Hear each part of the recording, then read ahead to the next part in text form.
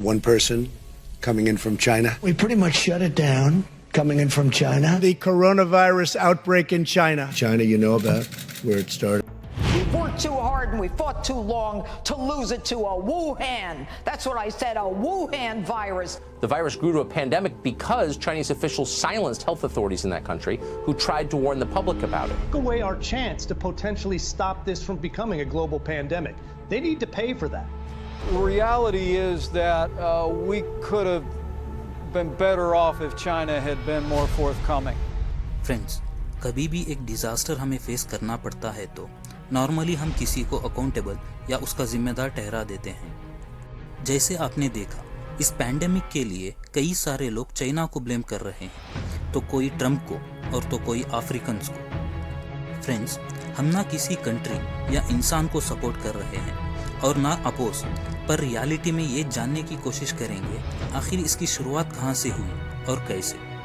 इस सवाल का जवाब जानना हमारे लिए बहुत ज़रूरी है ताकि हम प्रिवेंट कर सकें ऐसे सिचुएशंस आने वाले दिनों में। दोस्तों, मुझे लगता है इसके जिम्मेदार सिर्फ और सिर्फ हम इंसान ही हैं और हमारे अनहेल्दी हैबिट्स।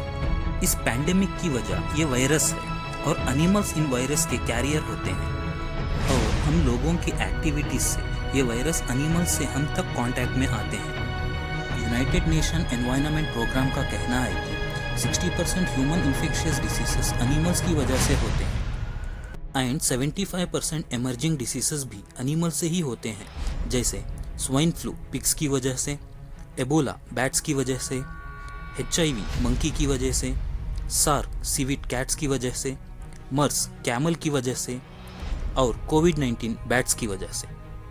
ये बात अभी रिसर्चर से पता करनी है कि ये वायरस बैट से लोगों तक कैसे माइग्रेट हुआ।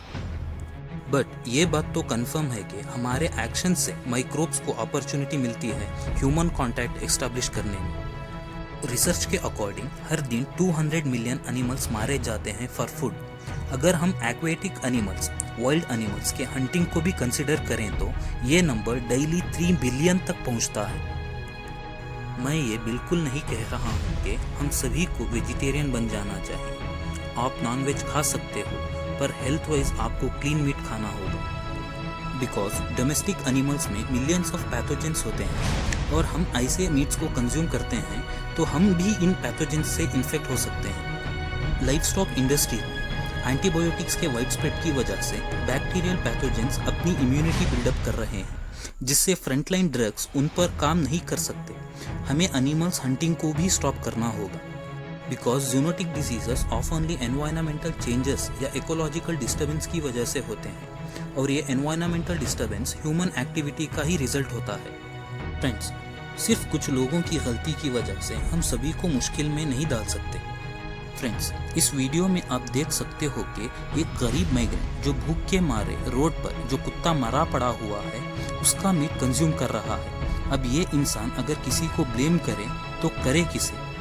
ऐसे ही हालात कई और के भी होंगे, क्योंकि अगर इंडिया की बात करें तो 1.3 billion people out of 300 million people, यानी इंडिया की almost 23% of population below poverty line में है, जिन्हें 2 वक्त का खाना भी जुटा पाना मुश्किल हो रहा है।